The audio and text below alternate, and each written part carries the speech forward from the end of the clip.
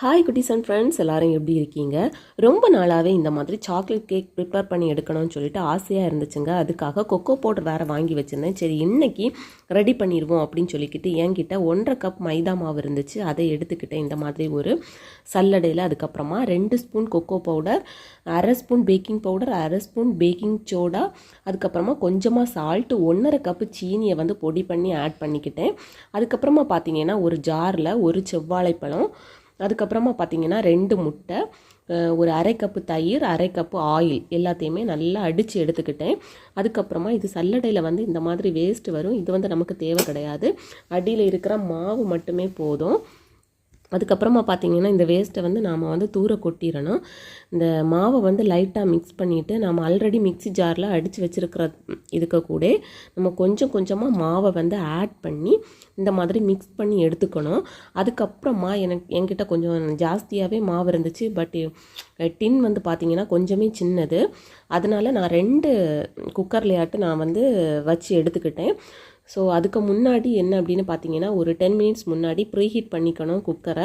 அதுக்கப்புறமா எந்த பாத்திரத்தில் வைக்கிறோமோ அந்த பாத்திரத்தில் வந்து கொஞ்சமாக நெய் அல்லது எண்ணெய் வந்து அப்ளை பண்ணிக்கணும். நான் வந்து நெய் அப்ளை பண்ணிக்கிட்டேன்.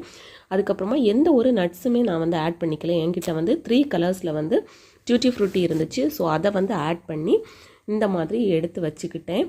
ஸோ டியூட்டி ஃப்ரூட்டி பார்த்தீங்கன்னா அட் லாஸ்ட் எல்லாமே நம்ம வந்து அந்த பாத்திரத்தில் வந்து ஊற்றுனதுக்கு அப்புறமா அட் லாஸ்ட்டு தான் வைக்கணும். அதுக்கப்புறமா லோ ஃப்ளேமில் கம்மியான ஃப்ளேமில் வச்சு ஒரு 40 to 45 மினிட்ஸ் வந்து வேக வச்சு எடுத்துக்கணும்.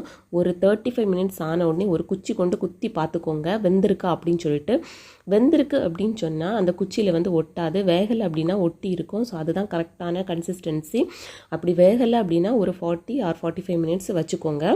அதுக்கப்புறமா சூப்பராக வெந்து வந்ததுக்கப்புறமா நல்லா ஆற விட்டு எடுத்துக்கணும். பார்த்திங்கன்னா நமக்கு வந்து சூப்பரான சாஃப்டான கேக் வந்து ரெடி ஆகிரும். நான் வந்து நினச்சி கூட பார்க்கல இந்த அளவுக்கு சூப்பராக வருமா அப்படின்னு சொல்லிட்டு. சாப்பிட்றதுக்கு கூட அவ்வளவு டேஸ்ட்டாக சூப்பராக இருந்துச்சு. நான் ஃபஸ்ட்டு பாத்திரத்தில் இருந்ததை வந்து கரெக்டாக அடியில் வந்து ப்ரெஸ்ஸிங் கொடுக்காமலே நான் வந்து தட்டிட்டேன். ஸோ அது வந்து லைட்டாக பார்த்திங்கன்னா பிஞ்சு வந்துட்டு. பட் பாருங்கள் எவ்வளவு சாஃப்டாக இருக்குது அப்படின்னு சொல்லிட்டு. ரொம்பவே சாஃப்டாக டேஸ்ட்டாக இருந்துச்சுதுங்க இந்த கேக். வந்து பிள்ளைங்க கூட இதை வந்து விரும்பி சாப்பிட்டாங்க. எந்த ஒரு நம்ம நினைப்போம் கேக்கு பண்ணுறது ரொம்பவே டிஃபிகல்ட் அப்படின்னு சொல்லிட்டு. பட் ரொம்பவே சுலபமான முறையில் வந்து நம்ம வந்து பண்ணிக்கலாம்.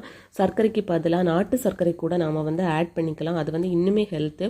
ஆயிலுக்கு பதிலாக நெய் கூட ஆட் பண்ணிக்கலாம். ஸோ இந்த மாதிரி நாம் வந்து பண்ணி கொடுக்கும்போது பிள்ளைங்களுக்கும் ஹெல்த்தாக இருக்கும். ஸோ இப்படி வந்து ரொம்பவே சாஃப்டாக வந்துச்சு. ஸோ உங்களுக்கு இந்த வீடியோ பிடிச்சிருந்து அப்படின்னா நம்ம சேனலை வந்து சப்ஸ்கிரைப் பண்ணிக்கோங்க.